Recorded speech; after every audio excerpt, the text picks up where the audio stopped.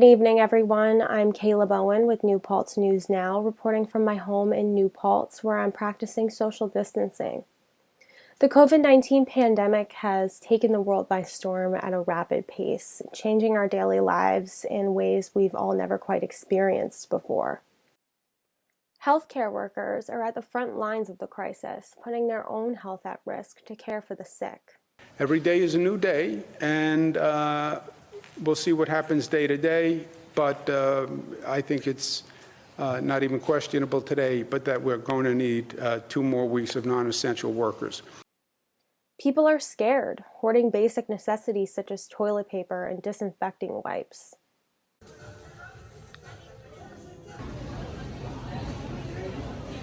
And those deemed essential workers continue to risk their health at the workplace.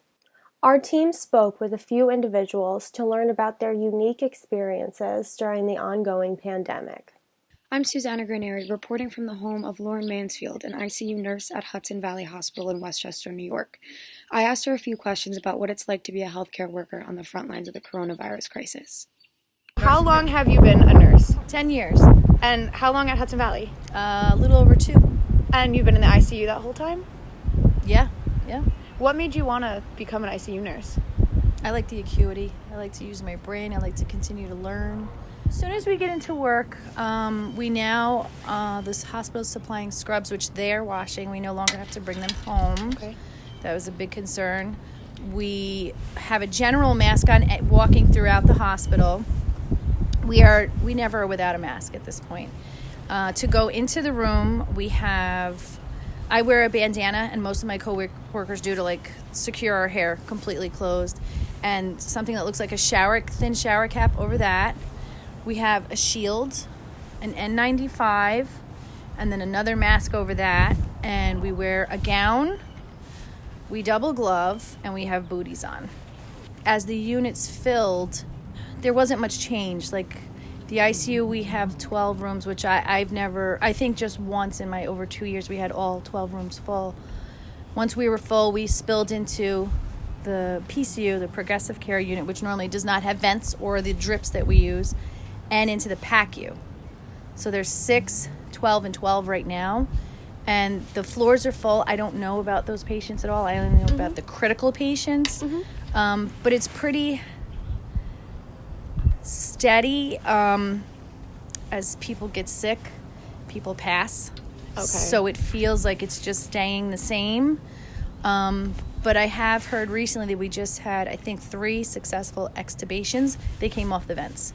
Okay. Which is really helped boost morale, because at first that wasn't happening. So how have your shifts changed to COVID-19? I know you said you took on an extra. Still 13-hour shifts. Okay. 3 days a week, but a lot of us are doing extra shifts just to help. Right now, the progressive care unit has nurses that aren't trained, like I said, in vents and the drips that we use. So we have all the ICU nurses have to be there to not only have our own assignments, but to supervise them. Are you concerned, for loved ones as an essential worker, as being on the front lines? Very I know much. that you have a packed house. So Yeah. Normally, my house is Grand Central Station. I haven't allowed anyone in the house for quite a while. I have no signs. I check my temperatures twice a day, but I consider myself a carrier just because of the potential that I'm around. I'm in the rooms of at least 4 COVID positive patients every night. Next, we have reporter Mary interviewing Dylan Martin, a construction worker whose job has been deemed essential, requiring him to continue commuting to work in Manhattan from his home in Walden, New York. Has the general atmosphere among you and your coworkers changed throughout the past few weeks?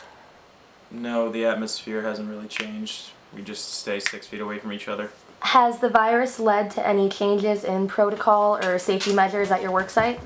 The only change we have to do now is we all are required to wear masks.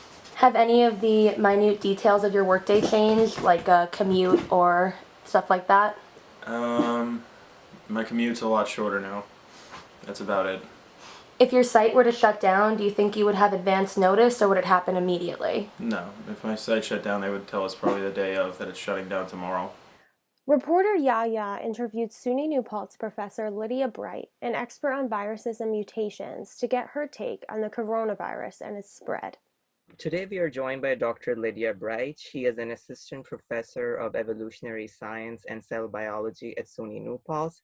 Thank you so much for being here with us, Dr. Bright. So this is clearly not the first pandemic caused by a virus the world had to deal with. So how this is different, how COVID-19 is different from other viruses like influenza or let's say H1N1.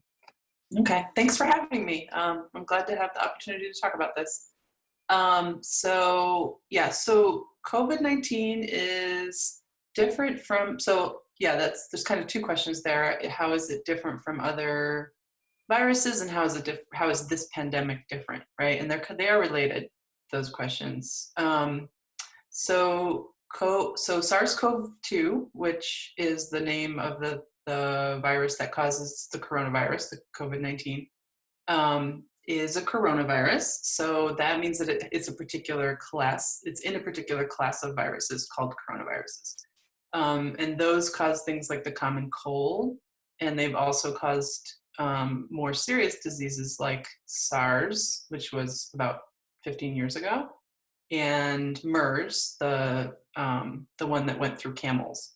So those are all coronaviruses. So there aren't that many coronaviruses that actually are in humans. Most are in bats, or bats have the most.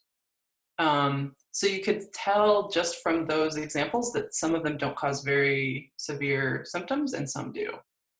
And then what makes a virus, so those are different from the viruses, different class of viruses than those that cause the normal influenza. Those are, those fall into different classes too, but also there are ones that are like the H1N1, which was the swine flu. So those are entirely different in their biology in that they have H and N proteins on their surface, hemagglutinin and neuraminidase. And they also do different things genetically, and we can maybe get into that in a little bit. So Dr. Bright, as a researcher on evolutionary science, what are your thoughts on genetic evolution of this virus? So it looks like so far, so just to stress, we are in the middle of this infection and this pandemic, right? So there's a lot we don't know. And a lot of scientists around the world are working really hard to understand this virus better. But one thing we've learned recently, very recently, like within the last month or two, is that it actually mutates more slowly than we thought, which is a good thing, because that means that it won't necessarily have the opportunity to become more virulent quickly. It also means that it's not going to become less virulent very quickly. But it also means it's very positive for developing a vaccine, because it means that we can develop a vaccine to the proteins that are not mutating that rapidly. And then so it would be more like a vaccine for chickenpox, which lasts a lot of your life, versus the vaccine for the flu, the common flu we have to get every year because it mutates so rapidly. So you're saying mutations in this virus could be a good sign? A lower number of mutations than expected is a good sign for developing a vaccine. Why do you think this virus is so resilient, considering it has spread to almost every continent? It has even spread to different species like tigers. Yeah, so this virus has a particularly good for it and bad for us combination of being able to get into human cells very secretly and rapidly. And the fact that it can do it rapidly means that it can infect more people more quickly. And the fact that it can do it secretively means that it can evade the host immune system until it's too late, and then our immune system overreacts, and that's why we have all of these lower respiratory flooding of your lungs, which causes the inability to breathe. So that's what makes it, those are the things that make it bad. The ability to transmit quickly by binding really tightly to the host receptors is not so good either. And then of course, on top of that, this is a new virus for humans, so we don't have any natural immunity built up to it. So nobody's immune system on Earth has seen this particular virus yet. Okay, so Dr. Bright, before letting you go, I want to put forward the very question which is on everyone's mind. When and how will this end? Yeah, so that's a great question that I think I would trust the public health officials to answer. But yeah, I mean, I think the way that it's going to end in terms of being able to develop a vaccine is when we've tested out the best vaccine candidates in clinical trials to show that they don't harm humans and they actually protect us against the virus. Right. Once again, thank you so much for joining us, Dr. Bright. Thank you. And that's all we have today here at New Paltz News Now. Remember to stay informed, stay home, and wash your hands for at least 20 seconds. Have a good night, everyone.